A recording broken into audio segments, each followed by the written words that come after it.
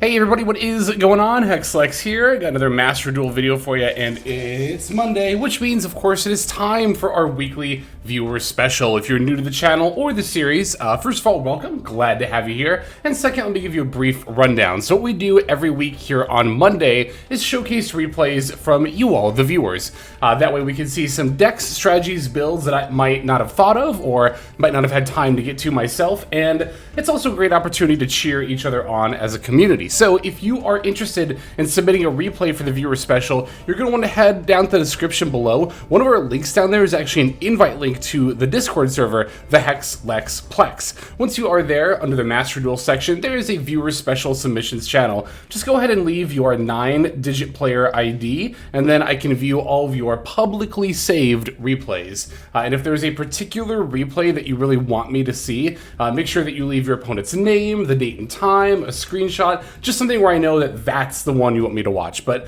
that's pretty much all there is to it. So without further ado, let's watch some of your gameplay.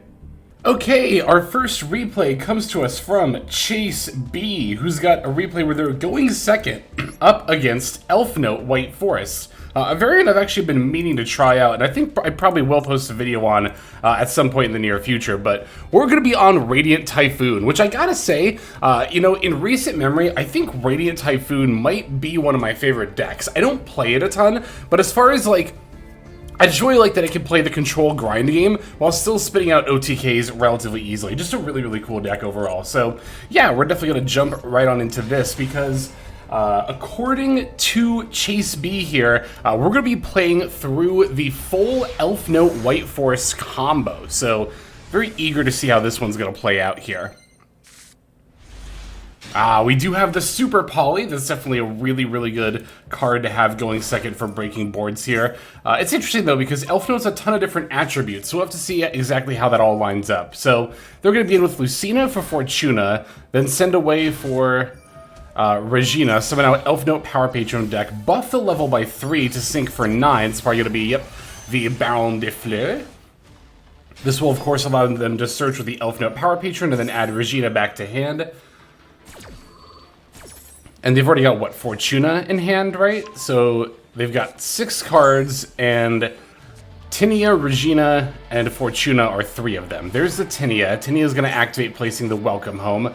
Welcome Home's going to send away another Tinia from hand to summon a Lucina from deck. And there's LZ of the White Forest sending away the Welcome Home. So now it's Sylvie, Fortuna, Regina, and one unknown card. Okay. They're going to go Sylvie, add Tales of the White Forest, Synchro for 6, yep, 6, with the LZ, and that's of course going to be Rasila, Sinister Soul of the White Forest, which can activate. It's going to pitch the Tales, right? Is that what this card's called? Yeah. I just said the name and I already forgot it. Alright, so they're going to set and then reactivate the Tales, getting LZ as Amina. Did they add Witch of the White Forest earlier? What did they add with the Rasila? Oh, they added Diabels, okay. Okay, here's Diabel, the level 8. Win rate at appearance 80% for these White Forest synchros. It's kind of insane. Although it kind of makes sense, though, because usually when White Forest gets stopped, it's like the Sylvie or the LZ that begins the combo line. Ooh, and they're on the Silvera, so that's going to be another negate we have to push through here as well. Alright, they're going to send away Welcome Home. That spare Welcome Home might have been the last unknown card we didn't know. I don't know, after looking through the list, I lost track of everything that was all in the hand, but I'm pretty sure we know all the cards at this point. Fortuna, Regina, Diabelstar, Diabels is on the field, so never mind. I don't remember. Okay. Alright, so they're reviving the Elfnote Power Patron with the Rhapsidia, making the Seraphim. Seraphim F. Gonna revive Elfnote Power Patron. They're syncing again for the Crystal Wing, looks like. Yep, there's Crystal Wing. And they can summon the Diabelstar by banishing the 2 Diabel cards, leaving their center zone open, which makes sense, because they don't have a Tinia on the field to swap into the center zone anyway. Alright, we're gonna go draw phase Vision here. Opponent's going to chain Diabel, sending away the face down Silvera. That was the card I was thinking of. And that's going to let them summon out the Zaylin. Oh, I didn't even think about that. Because this is, Yeah, special summon one level 7 or lower tuner synchro monster from your extra deck graveyard or banishment. This is level 7 or lower, and it is a tuner that is also a synchro monster. So that's kind of insane. Wow. Okay, so we're gonna go Vision, discard MST, then we're gonna activate Chant. They're gonna chain Rhapsidia to send away the Diabells, and then go for the Rhapsidia effect. We're chaining our Super Poly, which of course Zaylin can't respond to. And we're going to fuse away Baron de Fleur and Crystal Wing in order to summon out the Mud Dragon of the Swamp. Rhapsidia is going to resolve, reviving the Seraphim, and I imagine they're going to negate Chant. Yep. Alright, the Chant has been negated. We're going to activate Mud Dragon effect to prevent targeting and changing the attribute to Wind, which will also, trigger our Sheena. Now they're going to chain Zaylin's effect in order to negate the Sheena. Also destroys it, so no board wipe. However, our opponents used pretty much all of their disruption by this point. They can't... Actually, can they level adjust with the Seraphim? They can't, right? Yeah, because you special summon then reduce the levels, so... I guess they do still have the Diabell Star Vengeance effect. But they won't be able to summon out the level 4 Poplar to the field, which means no Snake Eyes Vengeance Dragon. Alright, we got Swen, we got the Crocea online. Looks like we use the Manifestation to dump the Phonics, which will allow us to revive once we use a Quick Play spell card, going into Link 2 Varun to add MST. We're going to MST pop the Rhapsidia, and that of course will end up triggering the Phonics effect, that one. It's a big bird, I got it mixed up with Garunix, what can I say? Okay, here's Mandate, here's Phonics. Here's a Mandate effect to shuffle back 3 and then draw a card, giving us some more gas. Ooh, the Ascendance is a great top deck there. We can revive the Crocea, and now that lets us also use the Phonics effect on Diabell Star Vengeance and the Seraphim, which were the last two that hadn't used their effects yet. Varun can even push Diabell into the back row, and then we can run over Zaylin and Regina, leaving our opponent with literally nothing, and we still have the MST and Super Poly on top of it. And we can even get another card in hand to discard for Super Poly with the Mandate effect in order to draw a bunch of cards. So, looks like we're going to use that draw effect right now, as well as the Mud Dragon effect to change over to Wind, which will give our board targeting protection. And they're going to concede, knowing there's really no way they can realistically push through all of this. So hell yeah, that was an awesome game. Pushing through their whole board there was so good. Super Poly is just such a good card in this meta. And it goes to show, if your deck has room in the extra deck, you really need to be considering, like, at this point in the meta, it's more of a question to me, like, why am I playing Super Poly?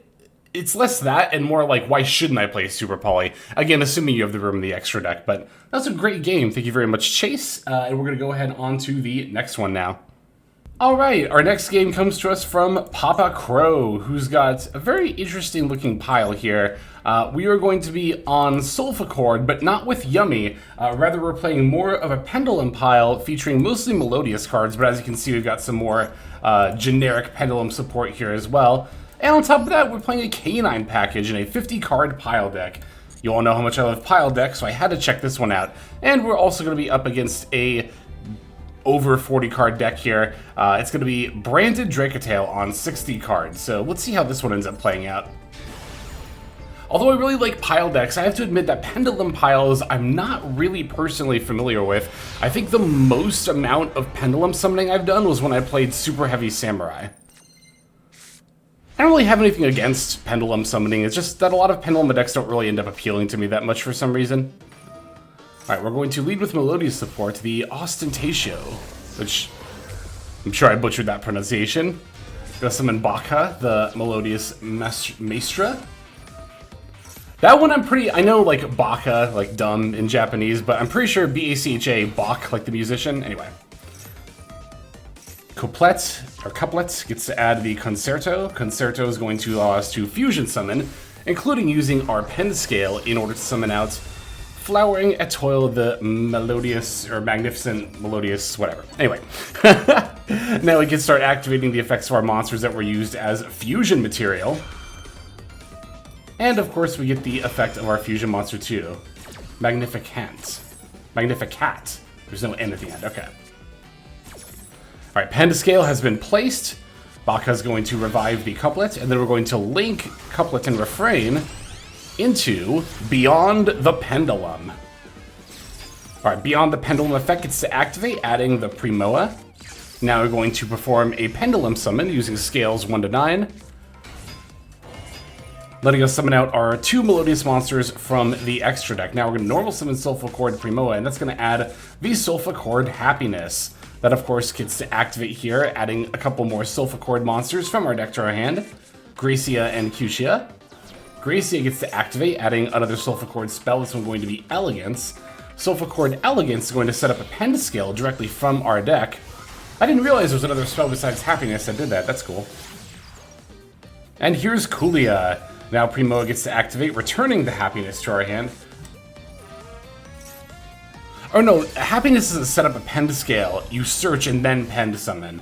That makes sense with the other spell cards setting up a Pen Scale. Okay, I get it now. Alright, now we're popping off with the Solfachord aspect of our combo line here, adding another copy of Gracia. And looks like we're going to overlay. Because we have 2 level 5s. This is where the Canine engine comes in. Now we're going to use the Ripper, detaching in order to add a Case for Canine from deck to hand. Now we're going to activate Case for Canine, adding the Jokel. And of course we just searched up another Gracia, which is also level 5. Here's Heavy Metal Foes Electromite. Still banned in TCG for some reason. Well, some reason. I'm not going to talk about the TCG ban list.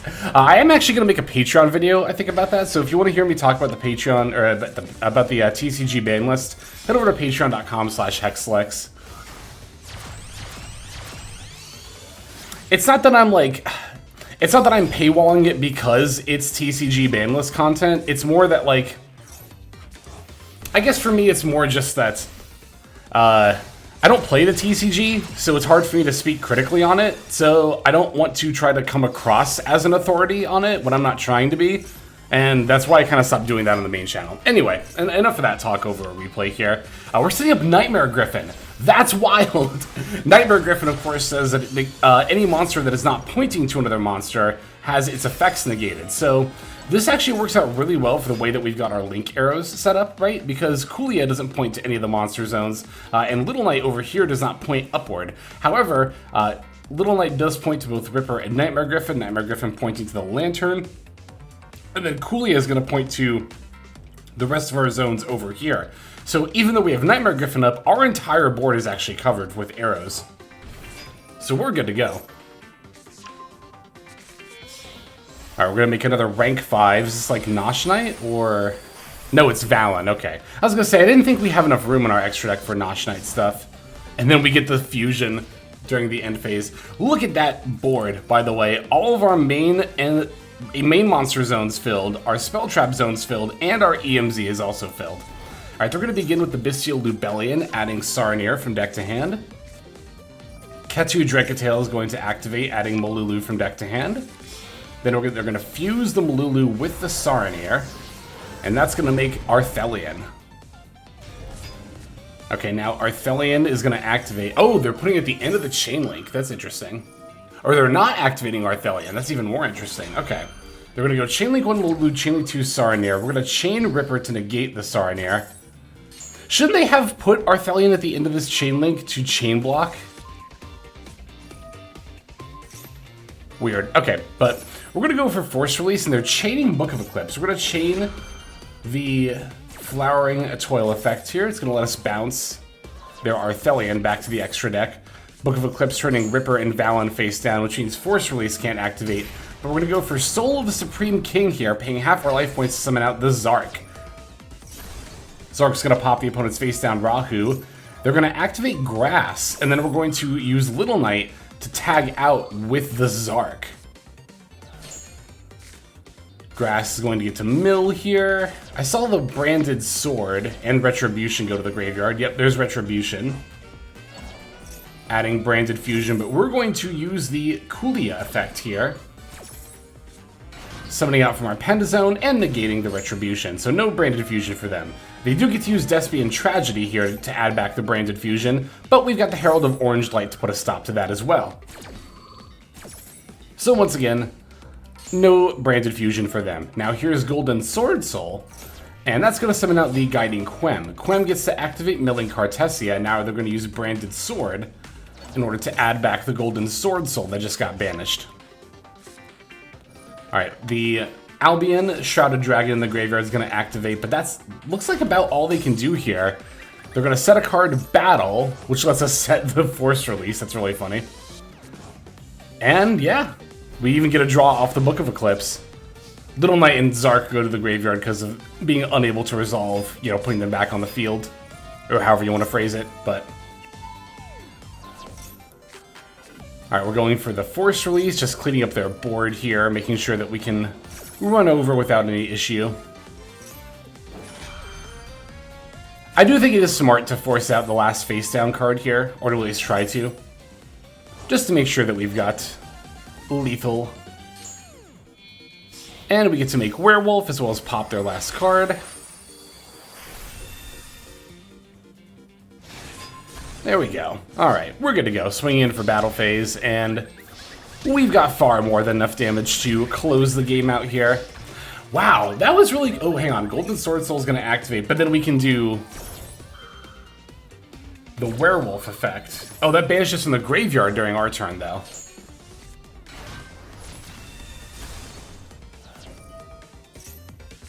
So they lived. Wow, okay. That was surprising. I thought we were about to wrap up there. But it looks like we're going to link everything off for the Sorry US Skull Dread. We're going to use the effect in order to draw and then put back.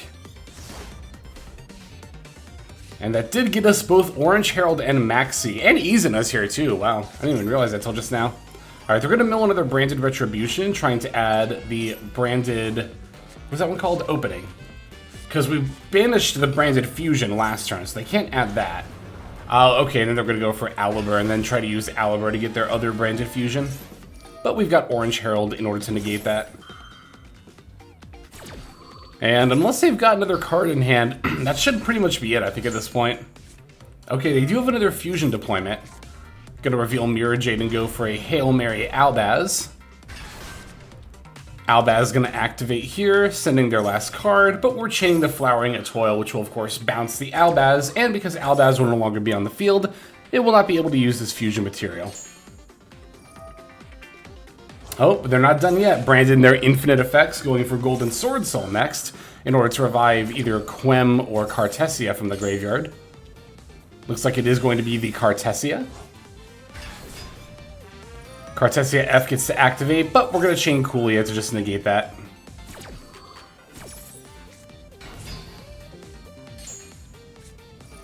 And we even get to go for Izana here. Izana, of course, going to send the Lupus. Lupus going to activate in order to revive. And sure, they can battle over our Solfachord monster, but we definitely still have the overwhelming advantage here. And even if they try to activate Cartesia, then we can, yeah, we just have the Flowering Etoile effect anyway. And we even did it during the draw phase to make sure they couldn't. There we go. Now we get to close out the game against Branded Drekatail, that is. Very good stuff. Excellent duel. Thank you very much for sharing that, Papa Crow. We have time for one more, so let's finish off with that one. Okay, our final replay comes to us from S-Jack, who is also actually going to be playing against Elfnote Kewl Tune. Seems this variant's becoming pretty popular. I've also had requests for people asking me to cover Kewl Tune with Elfnote, and I'll look into that variant at some point in the future. I haven't done any research on it yet, but I already have my Elfnote White Forest deck built, and I do plan on making a video for that soon. But speaking of Kewl Tune, that is what we're going to be playing here. I'd be really interested to know how well the Ghost Ogres are working for you in this format, S-Jack, because I've been considering playing those in more and more decks lately, and just seems like it's becoming better and better in the current meta. Against the Mirror Match, Ghost Ogre is not only fantastic against the field spell, but it's actually really solid against your main deck monsters too, because even if they don't get negated, they still have to be on the field in order to be able to synchro with something in hand, so that can potentially mess that up. And of course, against Elfnote, it's really good against their continuous spell and trap cards. Alright, yeah, let's hop right in and see how this plays out. I also noticed you were on the Kewl Tune trap card as well. I haven't tried that one yet, but it does seem like a pretty interesting tool. Okay. So we got Mixed Duelist Genesis Rotary. Okay. We're going to begin by activating Rotary, revealing the mix, normal summon mix. They're going to chain Fualos. So we're under the Fua. Okay. That's definitely not the end of the world. We're going to add Rekko here. Normal summon Rekko. Rekko F is going to add Clip. And now we're going to go Rekko plus Rotary into the Track Maker. They get to draw a card. We get to go Rotary Chainlink 1, Track Maker Chainlink 2. Alright. We're going to add Q, and then let's see what's in their hand. Alright, it's Elfnote, Power Patron, Tinia, Regina, Philia, Diabelle, and Wanted. So they don't have any hand traps. Okay, so they can Wanted for Diabelle Star. They've got Tinia as a starter. They've even got Regina and potentially Elfnote, Power Patron as extenders. This hand is going to be a lot to play through.